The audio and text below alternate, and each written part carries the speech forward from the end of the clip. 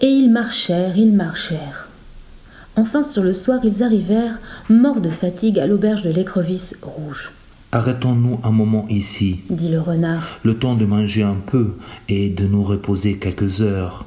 À minuit, nous repartirons pour être demain à l'aube au champ de miracle. » Ils entrèrent dans l'auberge et se mirent à table, mais aucun d'eux n'avait d'appétit. Le pauvre chat, qui souffrait de terribles maux d'estomac, ne put rien manger d'autre que 35 rougets à la sauce tomate et 4 portions de tripes au parmesan. Et comme les tripes ne lui semblaient pas suffisamment assaisonnées, il réclama par 3 fois du beurre et du fromage râpé. Le renard aurait volontiers grignoté quelque chose lui aussi, mais comme le médecin lui avait prescrit une diète sévère, il dut se contenter d'un simple lièvre bien tendre et bien goûteux, accompagné d'une garniture très légère de poularde grasse et de poulet de grain.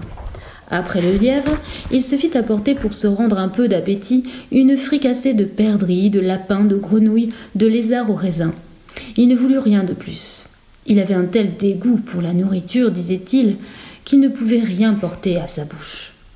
Celui qui mangea le moins de tous, c'est Pinocchio. Il demanda une poignée de noix et un petit morceau de pain, et laissa le tout dans son assiette. Le pauvre enfant, l'esprit toujours fixé sur le champ des miracles, avait pris une indigestion anticipée de pièces d'or.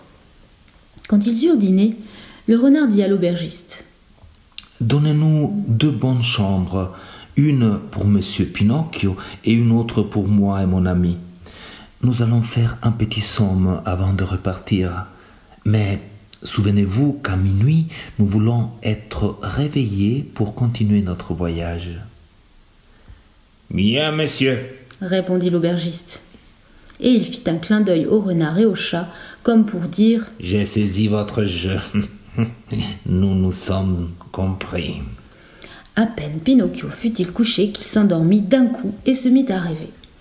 Il lui semblait être au milieu d'un champ, et ce champ était plein d'arbustes chargés de grappes, et ces grappes étaient chargées de pièces d'or qui se balançaient au vent, faisaient drin, drin, drin, avec un air de vouloir dire qui nous vena qu'à nous prendre.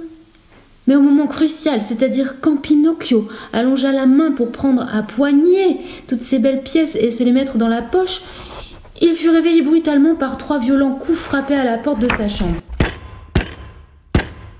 C'était l'aubergiste qui venait lui dire que minuit avait sonné.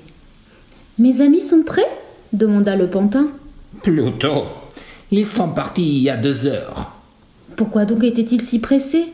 Parce que le chat a reçu un message qui l'avertissait que l'aîné de ces petits chats souffrait d'engelure aux pieds, était en danger de mort. Et le dîner, ils l'ont payé ? Qu'en pensez-vous ? Ce sont des gens trop bien élevés pour qu'ils fassent un affront pareil à votre seigneurie. Dommage, cet affront m'aurait fait tellement plaisir, dit Pinocchio en se grattant la tête. Puis il demanda : et où ont-ils dit qu'ils m'attendraient, ces bons amis ? Au champ de miracle, demain matin, au lever du jour. Pinocchio paya d'1 écu d'or son dîner et celui de ses compagnons et partit. Mais on peut dire qu'il partit à tâtons, car il régnait dehors une obscurité telle qu'on n'y voyait pas à 1 mètre. Dans la campagne alentour, on n'entendait pas bruisser une feuille.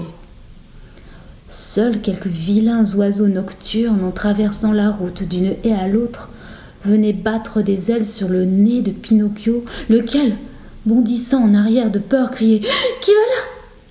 Et l'écho des collines environnantes répétait au loin « Qui va là ? Qui va là ? Qui va là ?» Cependant, tandis qu'il marchait, il vit sur un tronc d'arbre un tout petit animal qui brillait d'une pâle lumière opaque, comme une veilleuse à l'intérieur d'une lampe de porcelaine transparente. « Qui es-tu » lui demanda Pinocchio. « Je suis l'ombre du crayon parlant, » répondit le petit animal d'une minuscule voix toute faible, qui semblait venir de l'autre monde. « Que me veux-tu » dit le pantin. « Je veux te donner un conseil. Retourne sur tes pas et apporte les 4 écus qui te sont restés à ton pauvre papa qui pleure se désespère de ne t'avoir plus revu.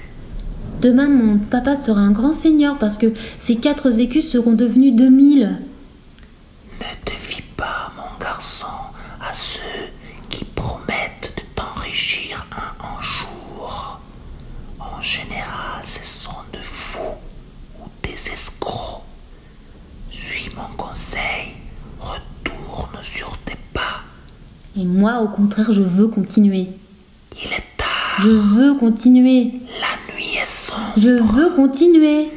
la route est dangereuse. Je veux continuer. Souviens-toi que les enfants qui veulent n'en faire qu'à leur tête et selon leurs caprices s'en repentent tôt ou tard. Toujours les mêmes histoires. Bonne nuit, Grillon. Bonne nuit, Pinocchio, et que le ciel te sauve du brouillard et des assassins. À peine eut-il prononcé ces derniers mots, le grillon parlant disparut, comme s'éteint une bougie qu'on souffle, et la route se fit plus sombre encore qu'auparavant.